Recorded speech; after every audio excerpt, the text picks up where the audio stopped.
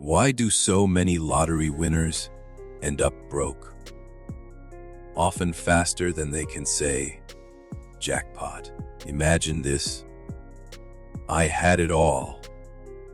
Millions in the bank. And 2 years later, I couldn't even pay rent. That's not clickbait.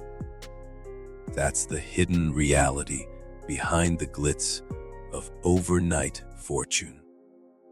I remember the moment it all changed. I was at the store, buying eggs and milk, when I glanced at the ticket. Numbers screamed at me, jackpot. 10 digits flashing. I'd never thought about what I'd do if I won until that second. Then, my world exploded. In the early weeks, I was still me. I called my mom, voice shaking. Friends hugged me like I'd cured cancer. The local news wanted me on camera, cutting ribbons, smiling in front of the store. I was living someone else's dream, a film rolled out of my real life. I gave away thousands, no, tens of thousands. Because what's a million among friends, right? But then reality set in. Taxes hit, nearly half gone. I still had boatloads left, but suddenly everything felt surreal. My bank balance was a movie reel spinning too fast. It was around month 3 that things shifted. I stopped being the guy with a lucky ticket. I became the guy with the money. I bought things, luxurious things. A car that cost more than my house, an apartment in the city. My friends called me baller. I let them. But then invitations came, expensive invites, exotic vacations. Endless brunches. Everyone wanted in. My phone buzzed non-stop. Requests for handouts turned from brothers and cousins to acquaintances and strangers. I felt powerful and wanted. But there's a crack in that freedom. It began with an impulse, a late night online shopping session. I told myself it was harmless. Next, poker. Just a few rounds with friends, with my money. Then, adrenaline. I was winning, I was losing. It felt alive. Watching numbers flip, that rush. Then came the pit. Gambling debts grew, whispered at first. I didn't tell anyone. Pride got in the way. Besides, I had money. Enough.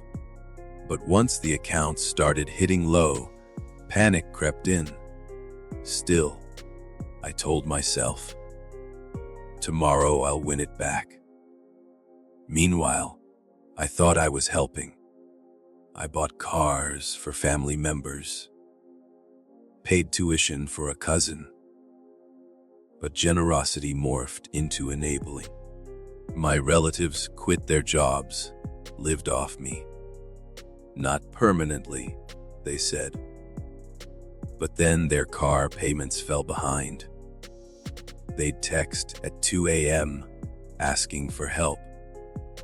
I found myself giving again and again until I couldn't. I remember one night, I lay awake, staring at the ceiling, wondering how a fortune could slip away so fast. I was isolated, exhausted, corners closing in. Then the lawsuits began. The business venture I backed failed. Hard. I'd loaned millions to a sure thing. It collapsed. I paid lawyers. I took settlements. Meanwhile, the gambling debts, the new apartment lease. My accountant called. He was quitting.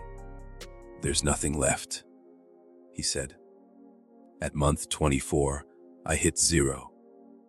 No money in the account. The house was gone, sold to pay debts. Even my car was repoed. I moved into a small apartment, found a 9 to 5. It wasn't about the paycheck. It was about proving I still had dignity. What remains today isn't the checks or the cars. It's the lesson. Money magnifies who you are. It doesn't change you. It blurts out your flaws. My generosity turned into codependency. My impulsiveness turned into addiction. My pride turned into isolation. I'm telling you this because it's not just my story. It's a pattern. Studies show nearly 70% of lottery winners lose everything within a few years. They don't fail because they're unlucky. They fail because they don't understand what fortune truly is. You can't hire a fortune teller or a financial planner to fix your mindset.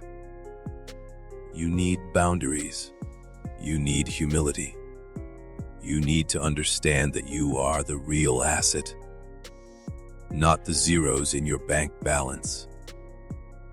Now, whenever I see a lottery commercial, I think about the people who fall, not the winners shown smiling on screen, but the ones who vanish, drowning in debt, shame, legal battles.